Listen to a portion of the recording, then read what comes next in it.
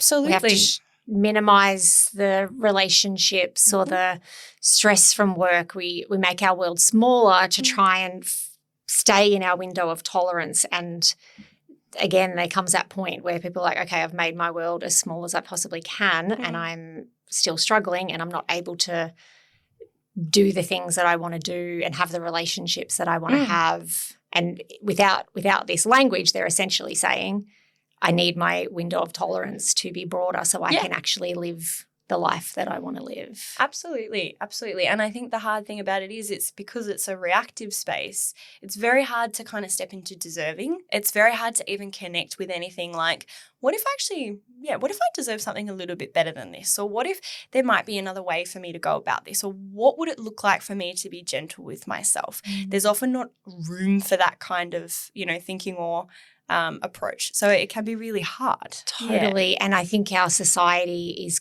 very individualistic. So when we notice that we're not coping in some way or we need help, we generally just locate the problem in ourselves or in our past experience maybe as well. And we feel like and that's where the shame comes in, right? This is something that's wrong with me. Yeah. Rather than, and I think one of the things that therapy can also do is contextualize what's happened and what they're experiencing in the wider systems that we live under. Yep. That actually this is something that a lot of people are experiencing and it's not just something, there's not just a flaw in you as a person. Yeah, absolutely. And I think, a lot of the beautiful kind of leaders in the trauma world, like Gabor Mate, for example, often talks about a kind of component of the impact of trauma is isolation, is that disconnection from support. And I think it's very, it's almost ironic in a way that these experiences kind of tend to isolate us from the very thing that we're seeking or that we're needing. So, he has this beautiful example that he gives where he talks about things that have happened to people growing up. Like, for example, it might be that there was abuse growing up and he'll often ask the person, who did you tell? And they'll say, I didn't tell anyone. And he's like, there's the trauma. So it's such an important point. Yeah. And that when we're alone in the trauma and we don't have the person that we can tell that there's not enough safety in the environment, that's when we just internalize and locate it in ourselves and withdraw. And that's the function of shame in a way, is to have us withdraw in order to be safe in a way.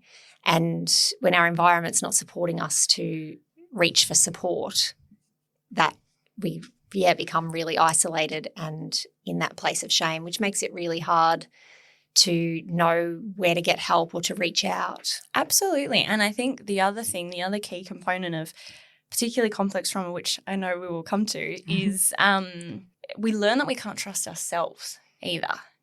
And that is a catastrophic thing for somebody to live with because, ultimately there is something innate in all of us that I believe is good and, and curious and kind and compassionate and all of these things. And I think when we learn that for example, we can't trust that or we don't have access to that, I think I've seen time and time again that particularly when there might not be, active supports in that client's life for whatever reason, them being able to go to that place within themselves and heal from there is so profound and so powerful. So when we experience things that undermine that, where you go, you can't trust that, or it's not okay for you to do that or sit with that, that can be really, really damaging. Yeah.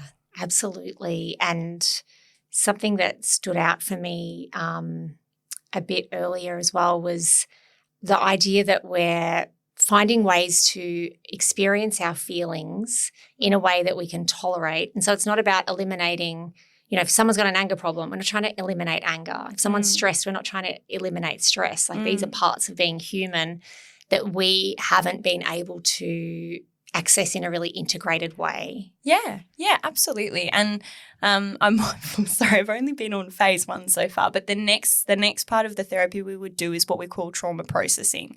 And ultimately, we're kind of always doing that work, right? Even having these conversations, we're tracing threads and we're having understandings and we're whatever. But this particular process is about, okay, you have the resources now. We've got the capacity to almost tolerate some level of distress or tolerate some level of activation or emotion. And now what we're going to do in a way is we're kind of going to go in and almost deliberately activate that memory or that trauma, and we're going to find ways for you to, again, physiologically and emotionally complete and release that experience. And what will happen is it's not going to go away. I'm really clear about that. Like, it's not about, oh, cool, I'm better now, like everything's great, but it's about changing our relationship with that. We can witness it within ourselves rather than identifying with the experience and going, oh my gosh, this makes me a bad person. Does that make sense? Totally. And that we can observe ourselves. I remember once being in a store, maybe like, it's probably nearly 20 years ago, and I was going through a stressful time and I just started therapy. And I remember being in a shop and I suddenly got really hot and I was breathing really fast and I felt like my heart rate was really up, and I was like, oh my God, what's happening to me? And I felt like because I'd already done a little bit of therapy, thank goodness, I was able to go, interesting. My heart rate's really high. Interesting. I'm breathing fast, and kind of observe what was happening to me rather than just being in the panic and the overwhelm of it. And that was kind of my kind of first moment where I thought, oh, I might have gone into a panic attack there, but because I just had this little bit of knowledge I'd gained and this little bit of understanding and this little bit of trust in myself, actually, that I could observe what was happening and go, oh, I'm really overwhelmed. I'm feeling panicky. Okay, how can I support myself in this moment? And it just pulled me back really gently, really slowly from that experience, rather than my other option was to go, oh my God, why am I breathing so fast? Oh, this is so stressful. I think I'm having a panic attack, and be consumed by it, to be able to observe it and witness it in myself and trust, have it just, and at that point I just had this little bit of trust in myself that I might be able to come back from that. Absolutely. Yeah. And I love that you said that too. It was just that little bit. Like, often it's like, it's just, there's this huge kind of like voice that's saying, oh my gosh, like everything's, but there might just be this tiny little whisper that's going, or possibly, you know, we know where that road leads. We know where it goes. And if we go down there, that's okay. But what if this is an opportunity to just choose to do it a little bit differently? Not because it's not scary, but because we deserve something better. Yeah. And that's a really, that's such a beautiful example of that. And it was like a little bit of access to my prefrontal cortex that I may not have had previously. Like, I just still I hadn't completely kind of flipped my lid, and I still had just that little bit of capacity that I'd only just started to develop at that time. And I think the thing that you said too that was so beautiful is often it's not all, like often actually I would say it's not always the response that's the issue. It's the way we relate to it or the meaning we assign to it. It's the way we judge ourselves for that. Then we feel shame. Then that perpetuates the cycle, and then we're sort of stuck in this loop of reacting and then judging and reacting and then judging.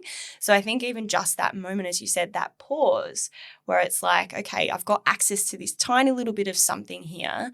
What would it look like for me to just practice that and not have to get it right, but have a different intention in the way that I'm choosing to relate to myself? Yeah. And the only other thing I was going to say, the other important part about the trauma processing side of things is, again, with that sort of phase 1, it's all about how do we kind of pull ourselves out of this if it's going to become too much, if it's going to be re-traumatizing and overwhelm us.